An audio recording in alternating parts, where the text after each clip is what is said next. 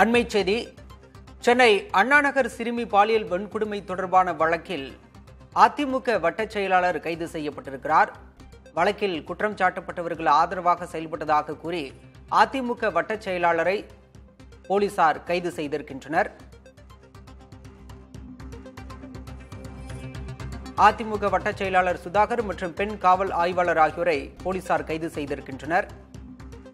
வழக்கில் கைது செய்யப்பட்ட நபருக்கு ஆதரவாக செயல்பட்டதாக கூறி போலீசார் இந்த நடவடிக்கை எடுத்திருக்கின்றனர். வழக்கை சரிவர விசாரிக்காத பெண் காவல் ஆய்வாளர் ராஜியையும் போலீசார் கைது செய்திருக்கின்றனர்.